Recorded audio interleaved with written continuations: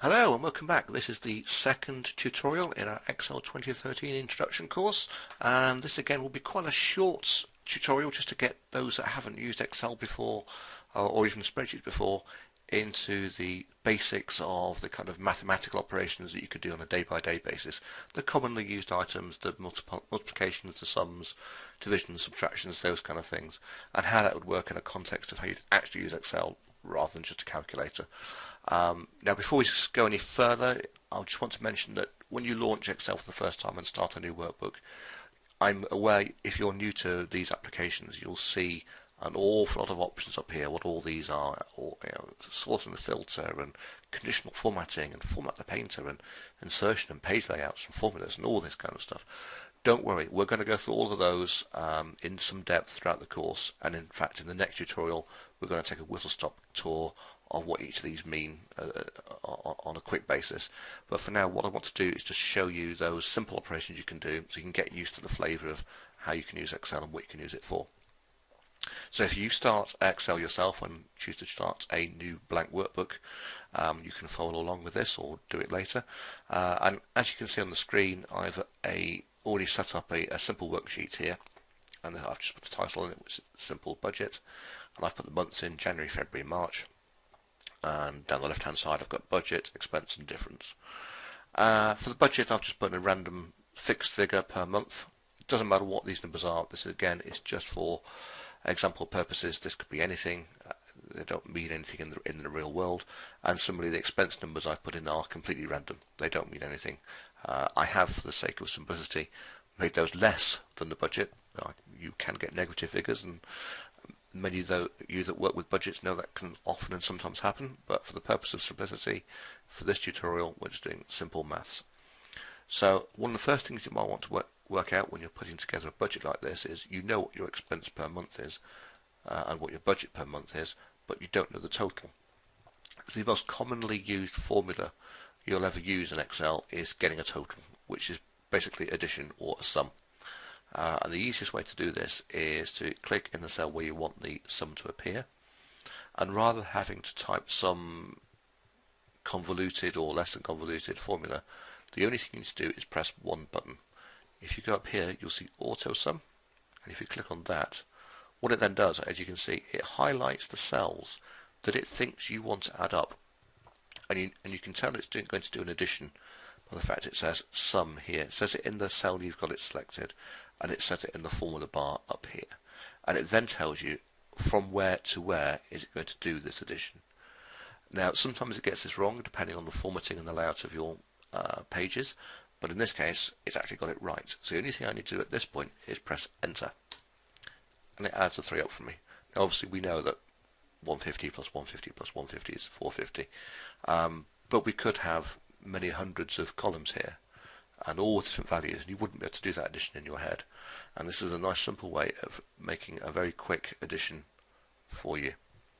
Similarly, we can do the same here, so we can go to expense, press AutoSum, and again it highlights it's made the right guess, so we can just press enter, and there we go. What we might want to do now is work out what the difference is. So what I can do is then take my pointer and click in there. And for the purpose of demonstrating to you here what to do, I'm going to do this manually. So what I'm going to do is type the letter. I'm going to type an equal sign, and I'm going to take my mouse and click on the thing I want to take away from, which is the budget figure, and then I'm going to type a subtraction sign and press with my mouse the expense cell and press enter. And you can see here it's color coded the code of the formula against the colors of what you've selected, so you know that it's trying to take the red from the blue effectively, and those match, which is a handy tool when you've got a long formula bar coming along and you try to work out what it's doing where. So I'm going to press enter now, and there we go, 75 as you'd expect. So I'll repeat that for February, equals budget minus the expense, and do that again, equals budget minus the expense, and similarly I can auto sum that to get the total difference. So if I click there and click on AutoSum, now see, it's made a guess that I want to add up these two items here, which is not true. I don't want to do that. This is where Excel can sometimes get you into trouble if you just willy-nilly choose to auto something and AutoSum something and then don't check what it's actually doing.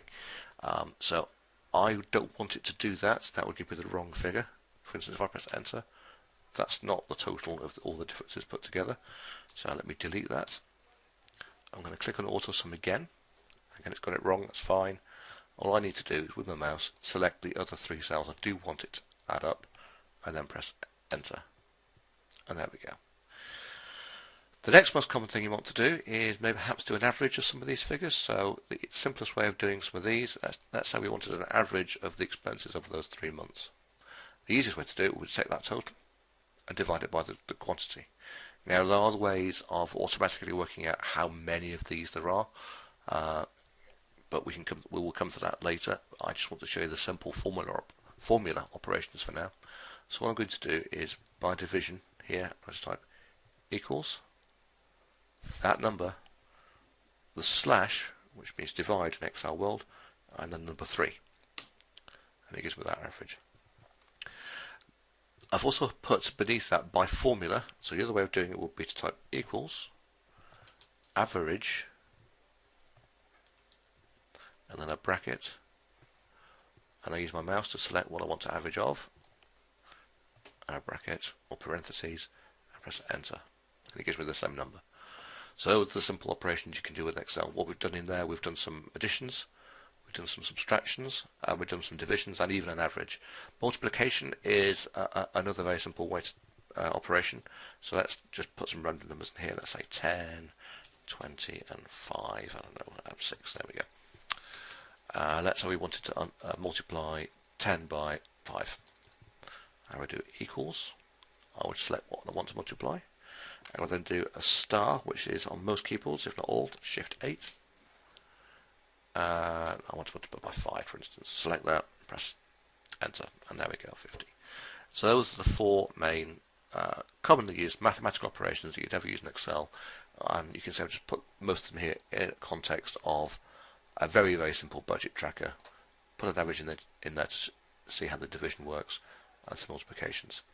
In the next tutorial, we're going to go through what a lot of all these buttons and options and drop downs and fields mean. But for now, that's just the very simple operations in Excel, and we'll see you in the next video. Thank you.